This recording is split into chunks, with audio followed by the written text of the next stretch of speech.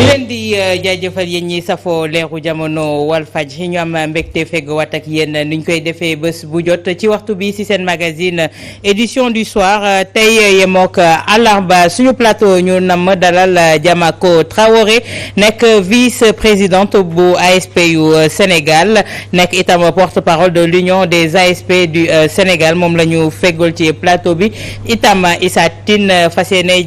jàkkaarloog moom ci wàllu tontoog laaj yi ak Georges Nesta Diop Pape Sané également ci plateau bi ñu bàyyi suñu invité mu nuyoo ñu doog a xuus Diamako ñu ngi lay nuyu. waaw Awa Diop macha allah maa ngi leen di fay yéen ñëpp di leen ziar di leen jox seen wàccuwaay te di leen jaajëfati di rafetlu invitation bi ci plateau bi di nuyu sama collègue ASP yi nga xam ne à l'heure actuelle ñoom ñëpp ñuy capté Walf di ñuy suivre. di ñaan yàlla rek confiance bi ngeen porté ci man yàlla naa ko mottali ci ak jàmm ak salaam. incha allah Issa Tine également ñu nuyu la. maa ngi lay fay bu baax Awa di nuyu Diamako Traoré ak ñi ñu bokkal plateau bi ak ñi ñuy seetaan ci la voix des sans voix Walfadjri di nuyu itam waa diaspora bi Awa Diop Ndiaye. waa diaspora moom tey dinañ leen nuyu. bu mu mat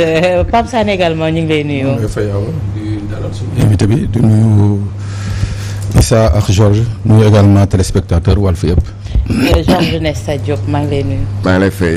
Adja Awa di nuyu sunu gan bi madame Traoré di nuyu Pape Sané Issa Tine ak Sénégal yoo xam ne ñu nuy seetaan fii ci Sénégal ak bitim réew. voilà ñu xuus ci waxtaan wi yaakaar naa ne démb ASP yi journée yi ñu traversé un peu partout dans le pays gis nañ ko. waaye ñu yaakaaroon ne benn apaisement la ñuy xaar jóge ci seen i njiit waaye dafa mel ni ñoom il continue de faire dans la menace tey Diamako naka ngeen di dundee li ni mel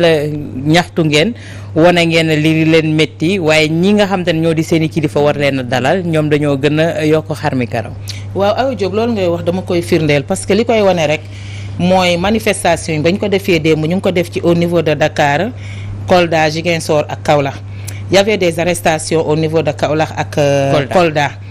léegi finalement ñu bàyyi waa Kaolack mais bañ leen di bàyyi dañ leen duggal ci auto police yi yóbbu leen ba ci ginnaaw Kaolack ci àll bi daal di leen largué foofu sànni leen ASP yi loolu lañ def ku ci bu ko defee ñu dox ak seen tànk pour dugg si waat ci biir dëkk bi ñu koy ñaawlu loolu wax dëgg fa ya Kolda aussi tamit pareil aussi bañ leen jàppee ba heure bi daanaka démb bàyyi nañ leen ñu ñibbi seen i kër mais dañ leen a joxoon ay convocation il était 83 ASP yoo xam dañ leen a joxoon ñoom ñëpp ay convocation ni dañoo waroon a wuyu si tey commissariat ba ñu xëyee ñoom ñëpp ñu dem ñu tappal leen ay PV sànq ci information ñu ma dégg ni de yóbbu nañ leen déferment à l'heure actuelle nii ba may bëgg a yëg plateau lañ ma signalé ne ma jógee nañu ci CAF bi ñu ngi dem di wuy procureur taxaw ci kanam procureur pour wax ak ñoom ñu koy ñaalu ñun ASP yi wax dëgg fa yàlla xaaruñu woon lii ci ñoom ndax ñun dañoo yaakaar ne bu ñu yëgloo am lu ñu naqare ñoom dañ ñoo war a woo toog dalal ñu waaye di ñu menacé bay exécuter menaces yi ndax lii exécution des menaces lay nduroo te lii buñ ko bàyyee mu jàll wax dëgg fa yàlla fa mu jëm du neex lii raam nag ci ñag bi la jëm parce que yu mel nii muy indi frustration ba gars yi def loo xam ne ëllëg balaa ñu ci rendre compte fekk c'est trop tard. mais démb après manifestation bi ndax kilifa yi nga xam te ne ñoo leen njaboote woo nañ leen pour toog ak yéen waxtaan ak yéen. non kilifa yi woowuñu ba léegi nii woowuñu parce que démb manifestation yi ñun ñi nga xam dañoo féete Dakar dañoo dem ba buntu direction. bañ demee ba buntu direction y a un certain monsieur Seck nee na conseiller technique de DG la moo taxawoon ci buntu bi doon négocier ak ñun pour xool ndax na kay lay jëlee 2 éléments dugal leen ci biir pour waxtaan ak ñoom au finish ASP yi ne leen c'est pas sûr parce que 2 éléments ci biir agence bi rek te amuñu accompagnement loolu doonul lu wóor léegi il propose 5 ASP ba mu ne leen nag il propose 5 ASP mu ne kon na ngeen bàyyi négociation kon négocier tuñu ci la gendarme bi nekk ci biir agence bi xëcc ko ci bunt bi dugal ko ba mu ko dugalee la nga ko wax ak moom même pas 5 minutes ci la ñu commencé di ñu tirer ay gaz lacrymogène comme ça pour tasaare ful bi. avant may ñëw ci Issa bàyyi la ak Diamako damay ñëw ci Georges la situation d'hier ak li nga xamante ne mooy taxawaayu tey. kilifa yi nga xamante ne ñoom ñoo ŋànk ñi nga xamante ne ñoo di ASP yi parce que man j'ai entendu déclaration yenn ci ay kilifa ASP yi avec le ton bi ñuy waxee sax mu mel ni amul benn wekk bu am seen diggante ak ñi ñuy liggéeyal. waaw je crois que lu xew quand même démb à travers certaines capitales régionales comme Ziguinchor Kolda Dakar vraiment lu ñu war a ñaaw la c'est pas beau à voir surtout ñu nekk ñoo xam ne dañ leen ne ay agents de sécurité la ñu maanaam ñoom ak la police ay doomu ndege la ñu donc je crois que mënoon nañu am nu ñu régler problème bi parce que je crois que c'était pas la première manifestation njëkk nañ def fi conférence de presse yëglu fële ci siège u FRAPP man à l'époque je m'étais dit que solution na am parce que à l'époque je crois que seen direction génne woon na benn communiqué pour dire que ñii lu ñuy kaas yëpp président Macky Sall na ko saafaraal. Je crois que am na benn conseil des ministres sax boo xam ne vers le 12 janvier quelque chose comme ça le président en conseil des ministres ne woon na au plus tard en juin nañu régler seen situation man je me disais que jusque là donc bon il y avait quand même des points d'accord entre ASPI ak seen tutelle. Malheureusement démb bu ñu defee seen manifestation effectivement seen kilifa yi génne nañu benn communiqué sax di leen jéem a menacer ne leen amuñu ñoom c'est comme des agents assermentés am na loo xam ne. waruñu ko def am na comportement yoo xam ne waruñu ko def mais aussi je crois que l'affaire a trop duré quand même c'est vraiment bu ma gisee bi ma dégloo seen version ñoom waa ASPI ak seen kilifa yi man je me dis que véritablement il y a de quoi quand même s'inquiéter parce que ñoom lu ñuy kaas c'est vraiment loolu c'est le minimum des agents ñoo xam ne dañu war a yore ay sécurité ñu leen ay 50 000 lañ leen fay loolu ce n'est même pas le SMIC maanaam le SMIC du Sénégal ce n'est même pas ça donc loolu kenn mënu ko sax wax payoor la parce que 50 000 mënoo sa am sax néeg Dakar. Donc je crois que là quand même war nañu xoolaat seen statut xoolaat ne serait-ce que boog waxuma sax seen statut ay contrat ou affaire yooyu mais ne serait-ce que boog ñu leen di fay loo xam ne jar na ko te véritablement loolu du xel mën a nangu la. tey Pape ki nga xam te ne moo war a lâcher du lait s'il se braque suy mboone benn suprématie bi benn autorité bi benn ascendant bi ci ñi nga xam te ne ñoom la jiite est-ce que la situation va se régler de sitôt. waaw xam nga déjà su dee nguur gi ñoom ñu jóg di braqué wu il faut que à l'évidence ñu revenir sur le fondement du décret 2013 bi nga xam ne moo créé ASPI c'est-à-dire ñoom bu ñu toogee ba ren ji 2022 naan dañuy braqué wu mooy que ñoom dañu tombé ñoom seen bopp muy ASP l'agence muy les ministères le gouvernement dans sa globalité ñoom ñëpp dañu tombé sous le coup de la loi sous le coup du code du travail parce que ASP bi ñu koy teg le contrat qui était convenu c'était le contrat de performance je crois su ma juumee elle va me rectifier c'était deux contrats successifs de 2 ans suñu paree il y avait une idée derrière le projet de création de l'ASP c'était renouveler li ñuy wax la police municipale jël leen fa verser leen dans le corps de la police municipale mais tey jii ñoom normalement ñi nga xam ne ñoo waroon am contrat 2 fois 2 ans muy 4 ans nguur gi yokkal na leen yeneen 4 ans liggéey loo leen c'est-à-dire muy 4 ans de plus que li nga xam ne c'est ce qui était convenu dans le contrat de performance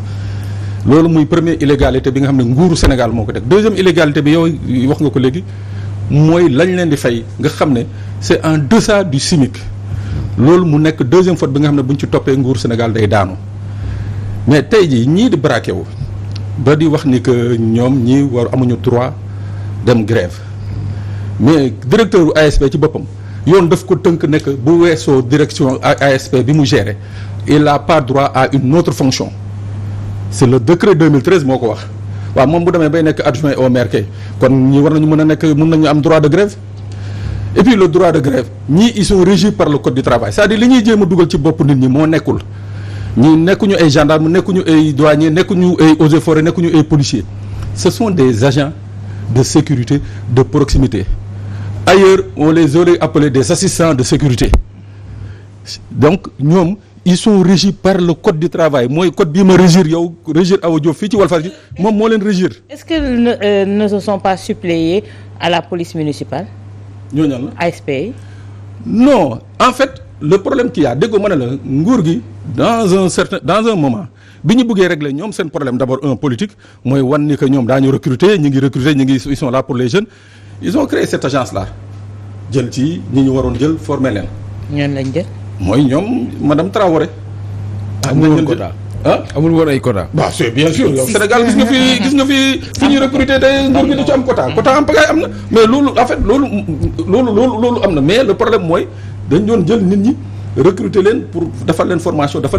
verser leen mais tey jii lan moo metti ci mbir mi tey xam naa ne ñoom tey ils vont le regretter mooy que seeni njiit yi jël nañ leen jàllax leen biir police jàllax leen biir gendarmerie police ak gendarmerie di leen defloo ay mission ak ay liggéey yi nga xam ne ñu assermenté ñoo koy def ñoom ñu koy def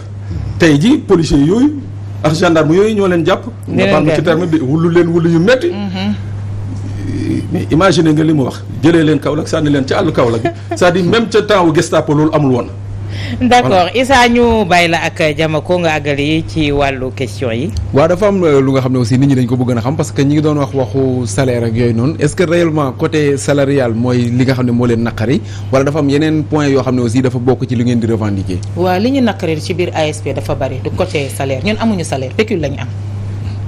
salaire boo ko déggee mooy maanaam koo xam ne dinañ ko fay loo xam ne as lu mu néew dina ci mën a sukkandiku génn ci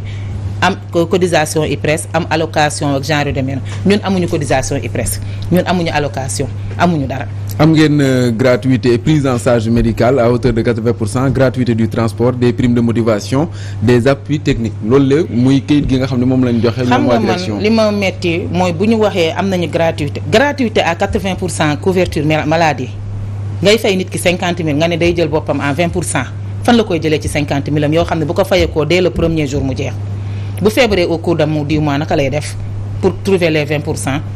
pour mën a compléter pour mën a dem faju ji ba pare ñu jóge ci loolu mutuelle bi c'est pas accessible à tout le monde ñi ne ci àll bi ñoom du ñu bénéficier mutuelle bi parce que imagine nga jóge sa gox bëgg a dox 84 kilomètres wala nga bëgg a jël oto 84 kilomètres pour dem jëli lettre de garantie soog a dem ci hôpital bi ngay fajoo pour fajoo fa jóge fa delluwaat foofu jëlaat ko bon pour ordonnance te boo demee ci pharmacie bi ordonnance bi buñ ko pharmacien bi xoolee danaan ko mutuelle bi jëlul lii lii la jël ak lii léegi bu fekkee garab yañ la teree ni ñoom duñ ko jël en charge garab yooyu ñoo lay faj da ngay obligé duggal sa loxo ci sa poche boo ko amul naka ngay def ñu constaté ASP yi fi feebar yëpp ñun ñoo leen di jël en charge mënuñu leen di jël sax en charge c'est une façon de parler parce que ASP yi nga xam dañuy feebar gravement malade seen dossier médical yi nekk biir direction tëdd ñu war ko traité jël leen en charge defuñu ko ñun ASP yi ñooy obligé jël suñu dërëm ak suñu ñaar dërëm boole ko ba mu mat benn somme ñu jël ko dimbalee ko kooku ak ay famille am na loo xam ne rafetul dañ nekk ci biir réew mi bu ñu ne dañ ñoo jël gratuité de transport ñëpp xam nañ transport gratuité Dakar dem dikk bariwul ci régions yi kon régions yi daanaka pratiquement ñu ci bëri bénéficié wuñu ko Dakar fii tax dañoo am problème mu transport ak dem dikk tey jii boo waree xëy 5 heures du matin nga war 7 heures wala fekk sa bureau da lay leen di nga taxaw ci arrêt bi au moins 1 heure de temps pour am bus bi la yóbbu bu dee da ngay xaar ci bus boobu pour dem liggéey ji bu ñu dëkkoon di jël ci car yoo xam ne dañu ko waccee bés bu ne dañuy ñëw en retard ci suñuy lieu de travail parce que leer na ñëpp tey jii nii Dakar dem dikk ni muy dawee ci biir dëkk bi Ndakaaru Njaay bariwul. des fois ngeen di jël ay taxi kon. non du ñu jël taxi ci transport yi la ñuy jël tata yi la ñuy jël te dañuy fay Dakar dem dikk donc moo am gratuité boobu te ASP yëpp bénéficié wuñu ko am na ñu nekk Dakar ñoo xam nangu ñu jël carte parce que nee nañu amalu leen njëriñ dañ koy jël ba pare di xaar 1 heure de temps pour dem fi ngay liggéey da ngay tardé te boo tardé ñu sanctionné la soo liggéey siwul ñu dagg la 15000 pour benn jour ci 50000 francs. 15000 benn fan benn fan 15000 francs ah à l'heure actuelle suñu collègues yi nga xam dañoo nekk Vélingara ñoom ñii di fayeeku 60000 ndax convention bi ñii di fayeeku 50000 2 mois de salaire ngi nii ku ci nekk dañ leen a dagg 20000 francs ay dagg yoo xam ne doo comprendre fan la xaalis boobu di dugg doo ko gis convention yu ñuy signé ak suñuy service utilisateur xaalis boobu aussi tamit doo xam fan lañ koy dugal comprendre ba pare wëlbatiku bàyyi ASP yi ci seen ci terrain bi ñi nga xam ne macha allah ils sont diplômés ay maîtrisards ak ay licenciés ne fi ay doctorats ne fi ñuy dem di def de recrutement de gauche à droite ci seen i yaama neex. mais ñoom ku dégg ni ñuy waxee c'est comme si peut-être xëy na lu ñu leen doon bëgg a may la parce que suñu waxee que ni ñoom en tout cas volonté lañ yoroon volonté boo xam ne jël nañ ay nit permettre leen ñu servir seen réew boobu noonu xëy na tudduñu fii nag wàllum payoor ak yu ni mel te nee nañ amoon na ay waxtaan sax yoo xam ne amoon na ci gouvernement bi pour que mu jéem a xoolaat bu baax naka lay def ba mën a revaloriser mbir yi 9 ans après wala presque 10 ans après parce que 2013 lañ ko tegoon exactement fan la loolu la toll wala da ngeen di jàpp que ni gouvernement bi ba léegi defu ci liggéeyam à part la direction. dafa yéex. ndax ba ñuy dugg 2013 bu ñu xalaatoon ni bu ñu toogee ba 2022 ci volontariat la ñuy nekk di fayeeku fukki junne ragaloon naa ni agence bi bu taxawee dès le premier jour morne lay doon dañ koy taxawal mu juddu tey mais day dee après mais dañoo amoon yaakaar parce que suñu naataango bi wax na ko sànq renouvelable une seule fois la ñu wax 2 ans renouvelable une seule fois code du travail du Sénégal wax na carrément ni koo jël contrat successif a droit à un embauchement. Ouais. léegi ñoom ñu ne signé lu ñu ay contrat ay engagement civique volontaire la ñuy signer engagement civique et volontaire lañ ñu wax vous êtes des assistants fi ñu leen di yóbbu ci seen service utilisateur ñoom ñoo leen di utiliser à leur forme de travail.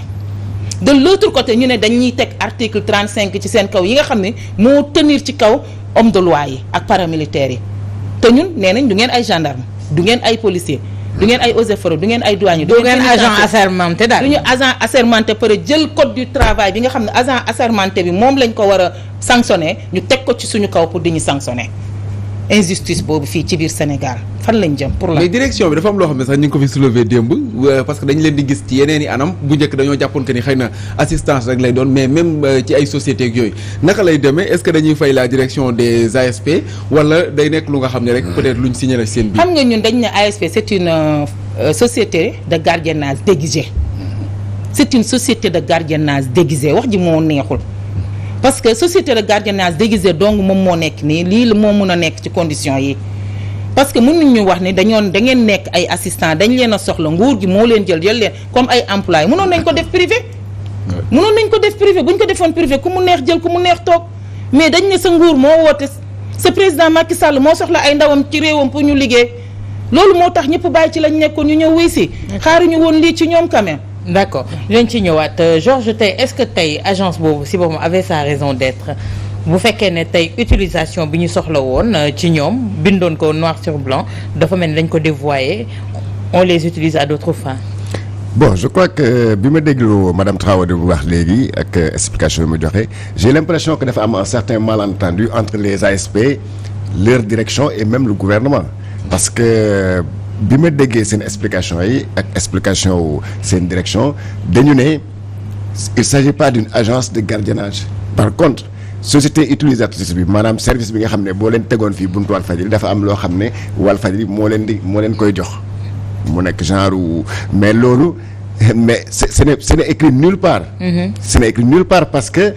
il s'agit pas d'une société de gardiennage privé comme ay Sagam wala quelque chose comme ça nga xam ne boo leen bëggee utiliser da ngay dem seen direction fay xaalis bi nga xam ne moom lañ lay réclamer mais ici il s'agit d'un service boo xam ne c'est un service public ñoom service public la ñuy def. il s'agit pas d'un service privé yow bu ñu la affecté benn ASP mu nekk sa buntu kër par exemple parce que ñoom dañ leen di en fait. seen rôle c'est tellement ambigu. Parfois ñu nekk dans les mairies sur la route au niveau des ministères même au niveau même de comment on appelle ça encore là parce que c'est une direction je vois parfois il est même le directeur il est parfois accompagné d'un ASP qui lui sert par exemple de garde rapproché ou quelque chose comme ça donc finalement seen rôle est tellement ambigu que ñoom seen bopp sax xamuñu effectivement lan mooy seen rôle est-ce que ils sont souvent assimilables à des policiers parce que da nga leen di gis ñu def le travail d'un policier da ngay gis ñu def le travail d'un gendarme boo demee si àll bi c'est ça am na autorités yoo xam ne dans des sous-préfectures les préfectures et tout ñu ngi fay nekk alors je crois que rôle boobu la ñu war a définir pour ñoom que ça soit clair définitivement clair pour ñoom ne leen lii mooy seen liggéey vous êtes des assistants de sécurité ça maanaam vous assistez les gendarmes vous assistez les policiers mais alors en fonction de ça maintenant ne leen lii la leen di fay. mais proximité bi ñu ci wax parce que dañ ne assistance à la sécurité de proximité est-ce que xëy na faussé wuñu ko dès le départ bu fekkente ne leneen la ñuy def te quartier yi ba léegi ay agression ngi ci am gis nañ que ni déjà sàcc geeg yeneen mais c'est leur utilisation qui est dévoyée. voilà c'est-à-dire loolu nag moo tax ma ne la seen leur statut et leur rôle est tellement ambigu que ñoom seen bopp sax parfois je me demande est-ce que duñu toog beneen mais est-ce que li may liggéey nii war naa ko def da ngay gis par exemple dans la circulation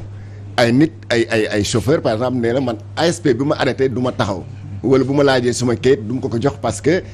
c'est pas son rôle alors loolu day indi parfois des problèmes entre ñoom ak les usagers de la route donc ça je crois que ça devait être clairement défini ñu ne leen par exemple am na ñoo xam ne dañu ne ASP yi ñoom dañ leen affecté moto yi maanaam moto yi scooter yi moom mooy seen loolu ñoon la ñu am droit arrêté mais amuñ droit arrêté un véhicule mais loolu yëpp je crois que direction bi en tout cas bu ñu fay jógee que ça soit clair dans la tête de tout le monde que ce soit au niveau de la direction et au niveau des ASP aussi. D'accord tey mais je voulais même de interpeller Pape Sané sur ça wala moom madame Traoré est-ce que bu ñu dem par exemple ba changer seen statut assimiler leen par exemple à la police municipale par exemple. foofu laa doon jëm police municipale mos na fi am. Awa Diop avant ngay avancer comme maanaam li mu wax ni dañoo détaché ci différents services signé nañu ak ay convention ak ay secteurs privés comme quartier sûr lañ ko tuddee. Ouais. quartier sûr yi dañ fay jël éléments yi déployer leen yóbbu leen fa ñuy liggéey comme ay gardiens parce que dañuy monter garde. comprendre léegi ñooñu secteur yooyu ñu jël ASP yóbbu leen fa dañuy signé ak ñoom convention ñoom waa agence bi. ñooñu di leen fay xaalis. direction bi. di fay direction xaalis. te du est-ce que dina répercuté wu ci salaire wu ñooñu. ni mu cay répercuté mooy 10 000 francs 20 000 francs la ñuy teg ci 50 000 yooyu destu xaalis bi ñoom waa direction bi ñoo koy encaissé. direct te bu ñu sàggantuwul bu fa amee kër du baax. état nag Sénégal nag dañoo baaxoo ñoom ñëpp di seetaan bu problème amee ñëpp dañ koy yëg mais kenn du ci wax balaa ñu cee mën a wax rek ñu ne bakkan rot na tëdd na ku ci nekk di soog a jóg di wax. parce que fas yéene wu leen a bàyyi. ay non parce que mënuñu baax parce que xam nga lu tax mënuñu baax mënuñoo engagé benn xeex di ko xeex ànd ceeg suñuy moroomu nawle Dakar jàppuñu kenn Kaolack ba ñu jàppoon ñu bàyyi leen te topp ñu leen enquête Ziguinchor jàppuñu kenn lu dul blessé yañ fa am mutuelle bi ne duñu leen jël en charge Kolda ñu jàpp leen bàyyi leen jox leen ay convocation ñu ñëw ñu leen di def déferment loolu ñun mënuñu ko seetaan bu ñu ne dañuy bàyyi ñooñ tëdd jeel dañuy wax ñun dañuy goree di bu booba ndax su xeex bi ba ñu woote dañ ñoo wuy si kon du ñu toog ñuy seetaan ñuy sacrifier ñooñu état du Sénégal su fekkee bëgg na jàmm delsi ci ASP yu ñu bëgg nañu ñu continuer ci la ñu nekkoon ci rythme du travail. nañu bàyyi suñu ASP yi ñu jàpp Kolda nañu bàyyi suñu ASP yi ñu jàpp Kolda. buñ fa jógee dinañ am réunion 21h dinañ fa jël décision buñ leen de dooree mandat de dépôt dinañ fa jël décision te décision bi dinañ ko wàccee ci ASP te dinañ ko appliquer. bu soobee yàlla. tey Pape bras de fer bi fan la mën a yóbbu parce que comme ni ñu koy waxee c'est des gens yoo xamante ne très bien formés ñu ci ëpp ci ñoom ñi ngi ko doon wax démb c'est des militaires libérés entre autres ñu xam bu baax manier li nga xamante ne moo di question de sécurité mun nar a nekk loo xamante ne mi ngi jebbi te un discours irresponsable laa mën a wax des responsables des soi-disant responsables parce que man am na benn ton boo xamante ne ki ma jiite suy waxee man ton boobu ma fël sa loxo romb la. mais juste ma nga même ma tontu Georges par rapport à sa question sur la police municipale mais Georges gis nga convention yi nga xam ne moom nañu signé quelques maires yi quelques communes yooyu li ñuy versé ASP loolu communes yi bu ñu ko jëloon recruter di leen fay ñu am communes yooyu am police municipale c'est-à-dire aujourd'hui il faut que tamit le Sénégal madame wax na ko ñu dellu si à certains idéaux Sénégal mënul nekk le seul pays au monde buy def exception naan moom du am police municipale pour des questions de politique politicienne il faut que tey jii ñu permettre aux municipalités parce que les maires partout dans le monde même au niveau du Sénégal ils ont des pouvoirs de police le maire est OPJ il a la qualité d'officier de police judiciaire donc nag dañ leen war a attribuer des polices municipales à ce titre là ñoom comme ñi ngi liggéey ci ay maires yi sur la base de convention ñi ngi liggéey dans des ministères sur la base de convention ñi ngi liggéeyal même des privés sur la base de convention je crois que tey aujourd'hui ne serait-ce que le reversement de ces conventions là ñoom bu leen ci doon compal as tuut je crois que daañu romb 60 000 yooyu 50 000 yooyu ñuy wax muy benn et il faut que aussi qu'on fasse un audit pour voir ces conventions là les fruits de ces conventions là profitent à qui bu dee agence bi c'est pas une agence privée c'est une agence de l'État qui n'est pas censée faire du profit boobu il faut ñu xam ci poosu kan lay dugg. mais foofu également rôle inspection du travail day dugg fi mu nekk nii ñu ngi ko doon wax inspection du travail fi mu nekk nii mu mel ni benn outil bu obsolète la amatul benn njëriñ parce que beaucoup d'entreprises ñu ngi trinqué te on les sent pas. effectivement ma ñëw foofu léegi nii et puis pour dëggal li mu wax nii policiers gendarmes yi ñuy détaché foofu ñuy dem di leen di former outre leur salaire yi nga xam ne ministère de l'intérieur wala ministère des forces armées da leen koy fay bu ñu demee foofu di leen former occuper ay postes foofu à la direction de la sécurité de proximité dañ leen di fayaat dañ fay amaat un traitement loolu nag mooy wane ni que quelque part am na lu ñuul ci soow bi parce que bu dee c'est un démembrement de l'État un fonctionnaire du ministère de l'intérieur wala ministère des forces armées jógee ci son ministère dam di fa defi formation je crois que kon waruñu yëkkati as tuut di ko fay parce que dañ ne c'est un démembrement de l'État mais dañ leen di fay non seulement seen salaire de leur service d'origine ñu ñëw foofu ñu tegal leen fa le double ou même plus que li ñu doon fayeeku loolu muy benn ñaar le conseil de surveillance bi nga xam ne moom moo régir l'ASP mais boo demee nga xool ñii nga xam ne ñoo nekk à la tête du conseil de surveillance ak lañ leen di fay mais moo lay wan ni que tey jii ñii liñ leen jëlee woon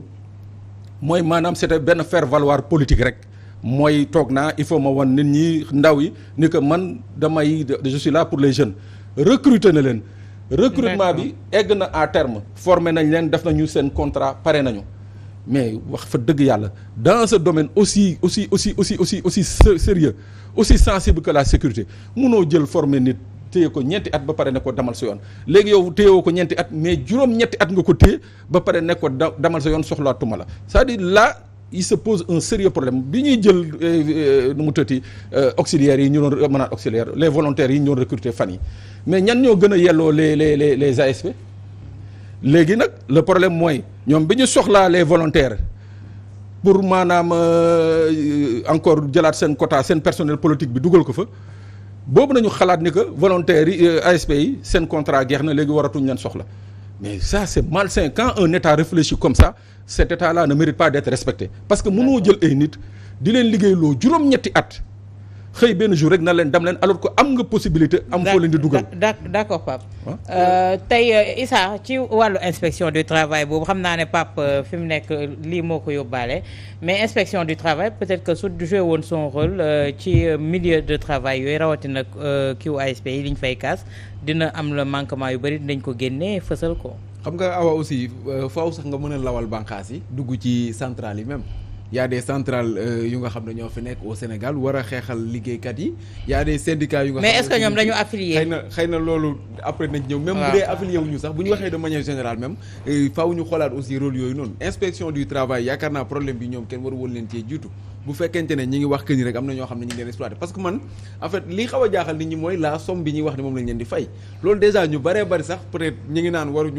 woon ñu ko dévoiler nit ñi waru woon ñu cee wax mais pourquoi duñ ci wax parce que loolu lañ leen di fay au même moment tey boo xoolee écart bi nga xam ne mooy am ak ñay liggéey ca direction ba parce que xëy na mënuñu ne temps lañ leen di fay wala temps lañ leen di fay ñoom ña fa nekk mais au moins awa boo xoolee ñi nga xam ne ñooy liggéey direction ba di nga xam ne quand même écart bi dafa yaatu parce que ay nit mënuñu di fayeeku benn somme boo xam ne quand même c'est faramineux nga jël ñeneen ñoo xam ne peut-être ñi ngi fayeku ay 50 000 francs CFA loolu yaakaar naa même c'est honteux te loolu direction du travail war nañ ci dugg mais dafa am loo xam ne ñoom dañ ko wax je sais pas nag naka lañ koy gisee ñoom parce que dañ ne da ngeen a war a na toog xaar li nga xam ne moom la ñu yëkkati ci ay kàddu président de la République Macky Sall wax ko ci communiqué wu conseil des ministres bu 12 février 2022 donc nag xëy na njuumte la parce que le 9 février la woon mooy conseil des voilà conseil des ministres boobu noonu ñu wax ci que ni dinañ leen jox beneen statut boobu lan lañ ci wax exactement parce que da ngeen war a toog xaar ko Issa Olof Ndiaye day faral di léeb ni ku ndóbin rey sa maam foo seen lu ñu nga daw ndax ñun bu fekkee suñu engagement normal 4 ans dong la ñu doon xaar ñu déversé ñu fañ ñu waroon a yóbbu wala ñu bàyyi woon ñu catégoriquement loolu la ñu waxoon ci engagement dañ leen di jël wala ñu bàyyi leen léegi bu fekkee ñun dañ leen a ñoŋal ñun ba ñu am yaakaar ne ñii am nañu njëriñ fii waruñu leen a ba ñu retenir ñu pendant 9 ans ci kaw ay di yokkaat dañ leen bëgg a dugal fonction publique 2 ans yi njëkk yi à titre exceptionnel la ñu wax à titre exceptionnel pour lan la pour bu jeexee nga wut foo ko dugal la 2 ans yi jeex nga yokkaat 1 an ni damaa bëgg a xool naka laa fan laa leen di dugal 1 an yooyu jeex mu nekk 7 ans nga yokkaat beneen 1 an ci biir 1 an boobu nga ni dama ko bëgg a def corps spécial damay rédiger corps spécial bi ci biir 1 an yi pour signer leen ko kon léegi ku toog di xaar 1 an yooyu jeex lan ngay xaar à ta grande surprise début janvier ñu signer la sa corps spécial ginnaaw ñoom 1 an bañ ca yokkaatoon mu nekk 7 ans mu nekk 8 ans autant pour moi kon c'était pour rédiger le corps spécial kon lan moo tax mënuñu ko signer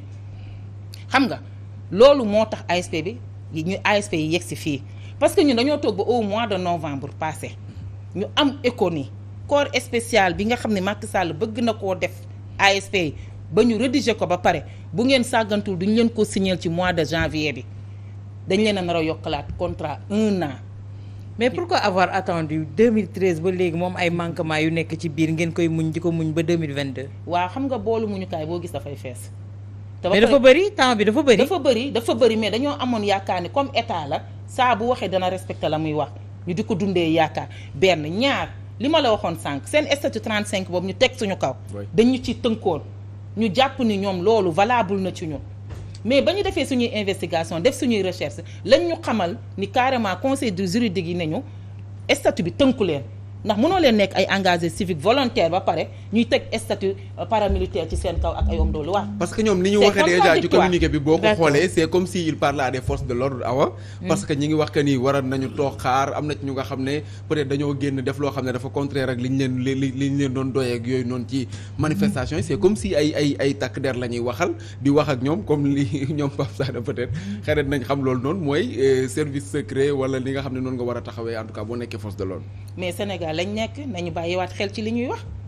ndax yow mën nga nekk ñu ne la yow signer engagement volontaire civil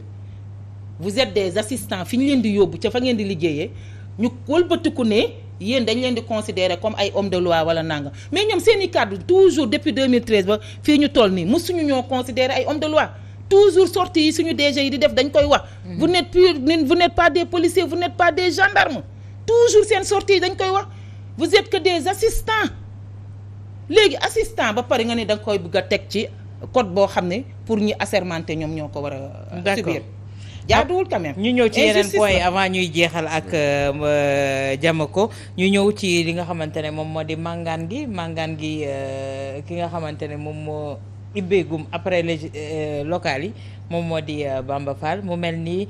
dañu jàpp ne hold-up électoral moo am ndax dafa jël vote waa Médina sàcc ko.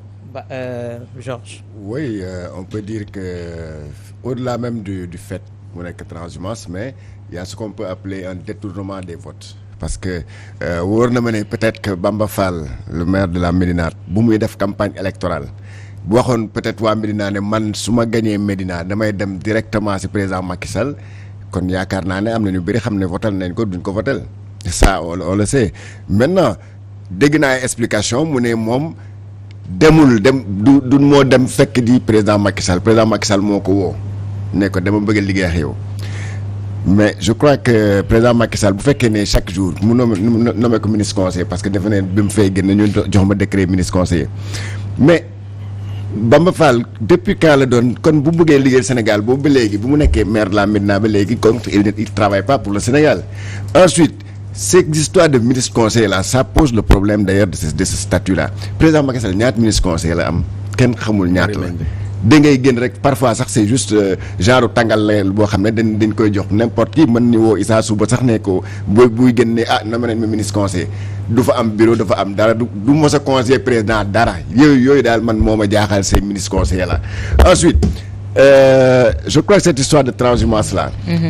le maire Bamba Fall waroon na xool histoire le passé récent de certaines transhumances comme bu Moussa Sy bi le président Macky Sall am na benn instant dafa taxawoon yaakaar ne Moussa était un maire indéboulonnable au niveau des Parcelles Assainies bu mu ko wooyee keroog ne dafa nappi ngadim jën la wax xaw ma baleen la xaw ma lan mais l'histoire a montré que il avait carrément tort élection législative locale yi passé ku ko fa gagné le Jamil Sané là il était presque inconnu du bataillon au niveau des Parcelles Assainies mais malgré tout il a battu le maire sortant à plate couture. Bamba Fall il devra se poser des questions sur son avenir politique à la Médina parce que les Médinois certainement n'ont pas voté pour lui pour mu ne leen dem leen maa ngi leen di yóbbu si président Macky Sall te peut-être que les prochaines boo defaatoon beneen élection tey il n'aurait pas peut-être moins de 100 voix ñu bëri nañ ko bàyyi parce que nañu ne kii il nous a trahi on n'a pas voté pour toi pour nga yóbbu ñu parce que aussi il faut que les élus ou bien les hommes politiques apprennent à respecter ñoo xam ne ñoo leen di voter c'est pas parce que da ngay transhumé rek ne gars yi damay dem topp la non yow sa bopp rek yaa dem mais ñeneen ñi aussi xam ne li ñu bëgg te je pense qu'ils vont le sanctionner à la hauteur de la trahison ou bien de détournement de vote qu'il a fait au niveau de d'accord Pape tey jii ñu bëri est-ce que démb li ñu gis point de presse su Bamba Fall Seydou Gueye à ses côtés li ñu doon ruumandaat ne Cheikh Ba waa propre partem ñoom ñoo ko xeex mu mel ni waa Benno Bokk Yaakaar ñoo doon jàppale ci suuf Bamba Fall donc du surprise ci ñoom tey ils ont montré au vu au su de tout le monde que loolu ñu doon wax moom moo am parce que Seydou Gueye est venu prêter main forte lors de son point de presse. Oui mais xam nga jungle politique yi vraiment genre comportement yu mel nii moo tax li Georges di wax dëgg yàlla nekk li nga xam ne lu ñu war a jàngat bu baax parce que li leer ba leer mooy que askanu Médina ba ñuy jóg di falaat Bamba Fall bu ñu géntoon benn yoon rek ne que sa waay dafa war a dem seeti ji wala jël ay bagages am dem ci nguur gi leer na ma ni que résultat yi néew ma du gagné mais leer na ma résultat yi mu am du ko am donc mooy tey ji il faut que ñu redéfinir encore le rôle de l'homme politique et du citoyen et puis tamit ñu mën a conserver protéger le vote des populations parce que askan la mu mënuñu jóg voter fal diw ne parce que diw mi moo ñu indil li nga xam ne doy nañu diw moomu ñu fal ko même pas 1 heure de temps 2 heures de temps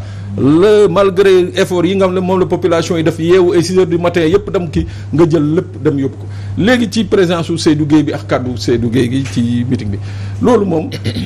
il a APR ñoo xeex nu mu tudd Cheikh Ba wala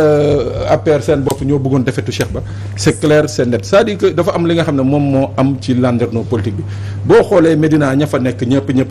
muy Cheikh Ba boobu muy Seydou Guèye moomu toogoon di wax ñoo ñëpp c'est des nains politiques ñooñu politiquement seen biir kër sax mënuñu fa gagner donc yoon la élection dem nañ fi 2014 ñu duma leen dem nañ fi nu mu tëti encore je crois référendum ñu duma leen donc ñoom ñëpp ak ministres yi amoon biir nu mu tëti biir Médina yëpp teewul ñu duma leen tey ji nag bu ñëwee peut-être un Cheikh Ba nit ñi yaakaar ni que am na possibilité wala am na yaakaar wala am na un projet ba nga xam ne mun na ko may moom mu surfer au-dessus des Médinois des responsables Médinois yi nga xam ne ay ministres nañu ben c'est de bonne guerre pour ñu xeex ko jàppale seen i noonu démb c'est tout à fait normal donc ñii di soutenir ni que APR ci boppam ñoo xeex Cheikh Ba c'est dans l'ordre du possible. mais est-ce que Issa Bamba Fall il a réfléchi parce que su gisee le cas de Idrissa Seck li ko dal déroute bu extraordinaire à Thiès lu mu musul woon xalaat dans sa vie ñu dem le cas de Moussa Sy au Parcelles Assainies damay ironiser sax naan quand Macky Sall disait j'ai pêché un gros poisson et quand le poisson sort de son milieu naturel il n'est bon que sur le plat donc moom xamoon na ne il était bon pour mourir. xam nga man dama jàpp que ni des fois je sais pas ndax tayaf la wala seeni calcul moo leen di nax parce que bu fekkente ne yow gis nga lu nga xam ne jot na fi jaar Sénégal xëy na bu njëkk je sais pas ci lañ daan dem deuxième tour ñu ne diw jàppale na diw après voix yooyu noonu presque daanaka nit ñëpp bu dee Awa Georges la jàppale deuxième tour dañuy dem jàppale ji Georges bu fekkente ne aussi élection municipale la ñi nga xam ne ñoo ànd seeni militants dañuy ànd kooku noonu mais li ñu gis déjà élection yu mujj yi yëpp mooy ñii dañuy jaar fii seen mbooloo jaar fa ca des. parce que pourquoi awa déjà waa Thiès bu fekkente ne woon ne Idrissa Seck xëy na fu mu dugg ñu dugg fa du fa mas a ñàkk Moussa Sy mi nga xam ne Parcelles Assainies da leen a mas a tëñoom waa pouvoir bi jàppoon nañ que ni peut-être xëy na un jour viendra dinañ taxaw gagné ko biñ demee ba sonn ñu fexe ba récupérer ko ne jël nañ un gros poisson mais lan lañ ci gis même poisson ba sax finalement xëy na ndox ma nga xam ne ca la nekkoon da koo ñàkk loolu aussi ak Bamba Fall c'est la même chose am na ñuy wax ne ay selon ay calcul 8000 ñu nga xam ne en tout cas dañuy voter Médina ñooñu moom quel que soit Alpha Bamba Fall la ñuy voter tey jot naa ko dégg tey ci quelques informations mais Bamba Fall nañu xaar pourquoi defu ko avant élection yi bu fekkente ni woon ni leer na ko ne waa Médina fu mu jëm ñu jëm fa wala dañ koy toog pourquoi transhumé wul avant les élections parce que xëy na yàgg na ciy waxtaan diggante bi ni mu gaawee ñu ne Coupe d'Afrique bi la man gëm ma ne Coupe d'Afrique bi la ba pare nee na kan moo bëggut a dégg monsieur le ministre man je pense que ni xëy na bokk au moins titre boobu noonu moo ko ci neex mooy ñu ne ko monsieur le ministre mais xam na que ni en tout cas peut-être il a signé son acte de décès bu nga xam ne mais est-ce que également Georges wala jama ko bëgg nga cee wax ci transhumance bi non xam nga Sénégal moom ni politique di doxee ñëpp dañ koo ñaawlu kenn rafetlu ko moo tax kenn bëggul def politique man bëggoon naa ci engagé personnellement mais sama famille dañ ne ma boo ci duggee dinañ saaga sa yaay dinañ saaga sa papa te boo amul ngor di nga jaay sa ngor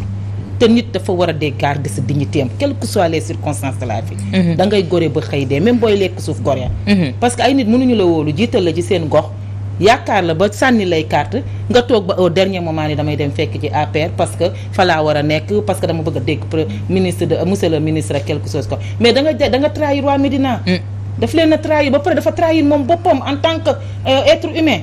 parce que moment bi mu naan waa Médina voté leen ma waxu leen woon ne damay transhumé ndax bu leen ko waxoon du am li mu am tey buñ ko xamoon sax déjà Bamba Fall ak Cheikh Ba nga teg leen awa di comparer ñoom ñaar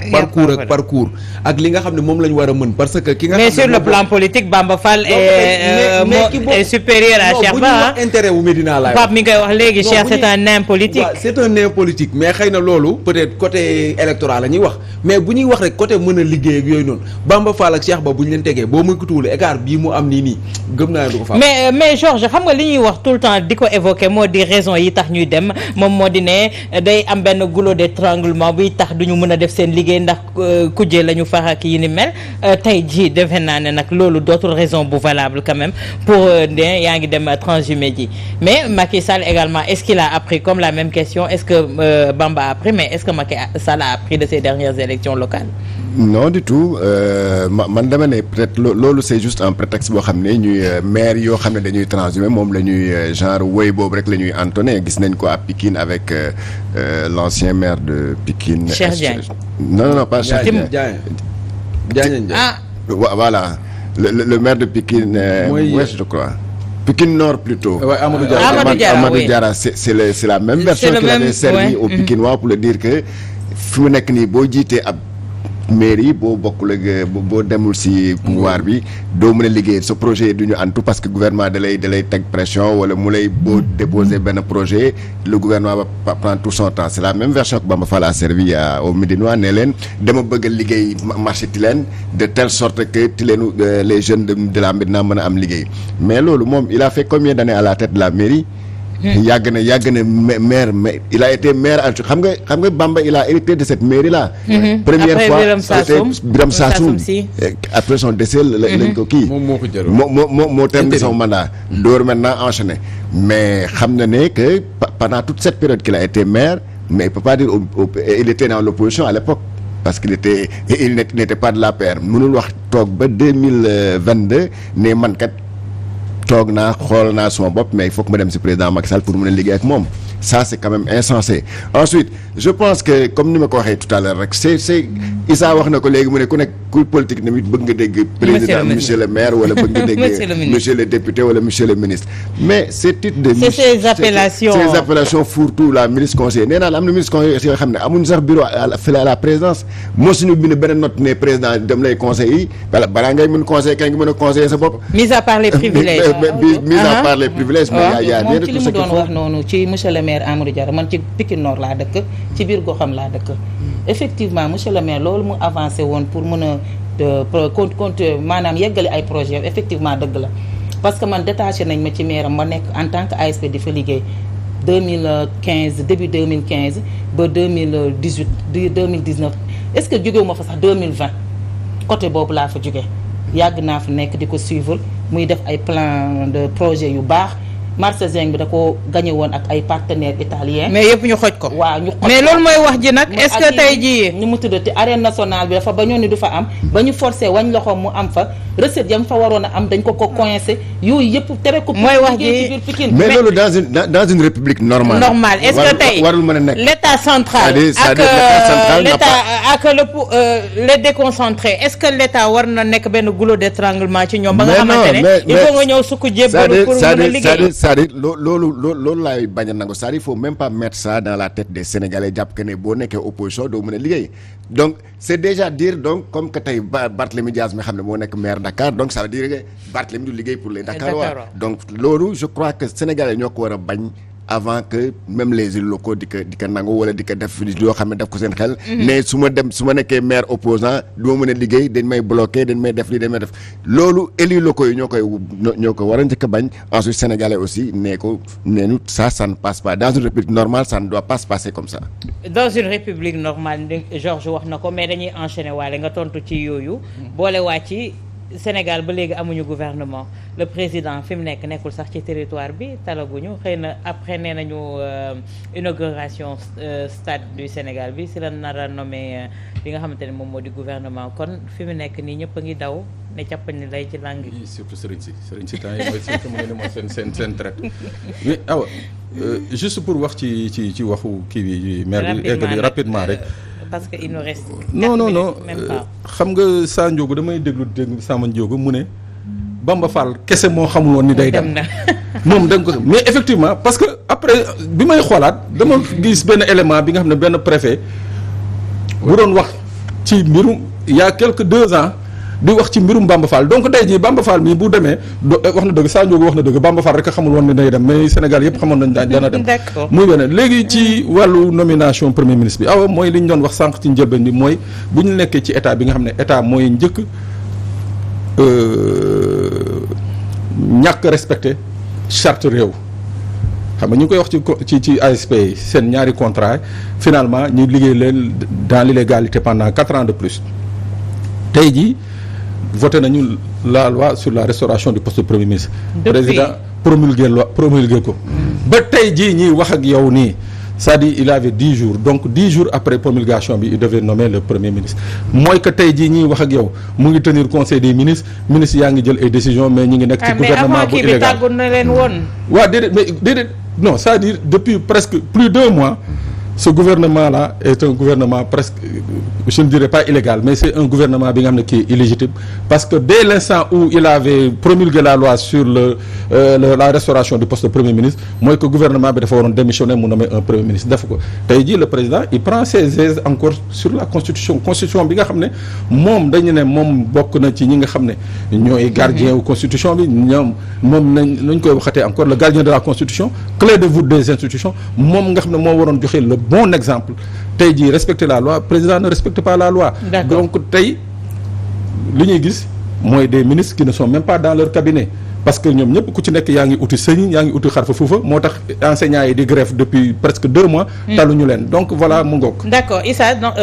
par rapport à cette situation rapidement. waaw xam nga awa instant bi daanaka pour man Sénégal moom presque mën nañ ne entre guillemets gouvernement bi dindi nañ ko. parce que boo xoolee li nga xam ne moom lañ bañ ko annoncé ba léegi yan ministre nga fi gis amuñu ay problème maanaam ak ñi nga xam ne ñoom lañ ko waafee ASP ñi ngi kaas daanaka ñi nga xam ne ñoo fa nekk ñëpp ku ci nekk yaa ngi wax yaa ngi dégg waa santé ni ki tey ji rek ñi ngi menacé que ni dañ dem ci ay grève nga déggaat waa éducation amee problème finalement tu te dis que ni est-ce que réellement ministre yi liggéey bi nga xam ne moom lañ leen santoon ñi ngi assuré di ko def xëy na Pape Sané wax na ko sànq même bu dul ci côté boobu sax am na ci ñoo xam ne liggéeyatuñ li ñuy tal mooy lan xoolal ma kan mooy nekk ministre tel ñi am na ci ñu nga xam ne gagné woon nañ maa ngi leen dégg ñuy réclamer ay postes ministériels ci gouvernement bi war a dugg donc finalement gouvernement bi ñëwagul séddoon nañ ko ku ci nekk taxaw di wax léegi nag man je me dis que ni est-ce que du président daf ko defoon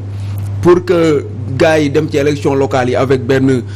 détermination pour dem ci pour gagner finalement nag xëy na élection locale yi jàll na gis na revers bi nga xam ne moom la ci jot a am mu nar ci delluwaat ginnaaw xëy na mënul delluwaat ginnaaw on le sait xam nañ li nga xam ne moom lañ wax ci saatu réew mi mais est-ce que du benn erreur la bu mu defoon rek mais peut-être bu dee mu doon ne tey du ko teg mais tey cette situation Georges lan la mën a engendrer dëkk boo xamante ne fi mu nekk nii les institutions fonctionnent au ralenti amuñu ministre ak yi ni mel tey fan la ñu li ni mel mën a jure et nee nañu gouvernement d'union ñu bëri ñu ngi koy wax non gouvernement d'union pourquoi mais attends on ne peut pas man xalaatuma gouvernement d'union parce que gouvernement d'union ça suppose que le Sénégal dafa traverser peut-être genre crise ou quelque chose comme ça ñuy wax ay gouvernement d'union nationale ou quelque chose comme ça lu ñu war a wax kay mooy c'est que peut-être depuis la pré-campagne électorale maanaam boo jëlee peut-être depuis le mois de novembre mais kenn liggéeyul parce que tout le monde da ngay ne boo nekkee ci temps attente bi da ngay ne man de fu mu nekk ministère bi ma confié xaw ma ndax dinaa fi jóge wala dinaa fi des donc je prends même plus certains engagements ku nekk comme ni ko Pape Sané waxee sa xel a ngi feneen lu dul toog di liggéey normalement sinon daawoon nga gis peut-être les enseignants wala ASP ñeneen ñi di grève wala au niveau de la santé mais ñoom ñëpp aujourd'hui c'est une autorité ils font le mort parce que ils disent que bon man j'en ai plus pour longtemps donc loolu yëpp nag tey mënuñ def fu mu nekk nii Issa wax na que léegi le président peut plus reculer dans cette histoire de premier ministre il est obligé de nommer un premier ministre mënatu ko bañ bu ko nommer forcément donc dinañ gën a yaatal la nomination d'un gouvernement demain inchallah ci édition du soir pour terminer ak Diamako fi mu nekk nii militaires libérés yi ñoom seen bopp ñu ngi envoyé message sànq ba léegi ne ñoom tamit soobu nañ ci xeex beeg waaw moom laa doon bëgg a wax ni balaa may pare dinaa la ko rapidement 30 secondes heure bi xoj waaw macha allah aussi am na information bi ma jot léegi ni waa Kolda libéré nañ leen mais dañoo war a delluwaat ci kanamu procureur le 23 inchallah loolu ñu ngi koy rafetlu mais du tax ñu bàyyee ko waa militaire libéré yi aussi tamit démb jàpp nañ ci xeex bi ñoom ñëpp bañ leen woowee dañoo génn boole ko waa force frappe mais actuellement ñun dañoo toll foo xam ne ñu ngi woo ñëpp ci xeex bi parce que xeex boo ciy dem il faut nga wut ñu la jàppale ñu ngi woo RADDHO ñu ngi woo waa Amnesty waa Forum Civil ñi nga xam ne ñoom ñooy traité affaire fiscalité yi nañu wax ci affaire agence bi naka lay doxee ak suñu ressources yi nga xam ne ñu ngi koy jël accord de contrôle ba pare d'autant plus aussi ñu ngi sant di gërëm mais aussi ñu ngi woo tamit avocats yi nga xam ne ay bonne volonté lañu ñu ñëw jàppale ñu ci xeex bi parce que ñun dañoo bëgg parce que mënuñu ñoo liggéey loon 8 ans de dugal ñu ci corps spécial ba pare te lañu duñ ko fay duñ ko fay. merci beaucoup Diamoko Traoré ñu koy jaajëfal bu baax Pape Sané également merci Georges Nesta Diop Issa Tine ñu koy jaajëfal Moustapha Diop merci pour la coordination Pape Modou Faye Pape Modou Fall ak Jamil Mbaye ñu leen di jaajëfal Barkassi Diop Cheikh Tidiane Diop également ñu leen di jaajëfal du côté de la régie di leen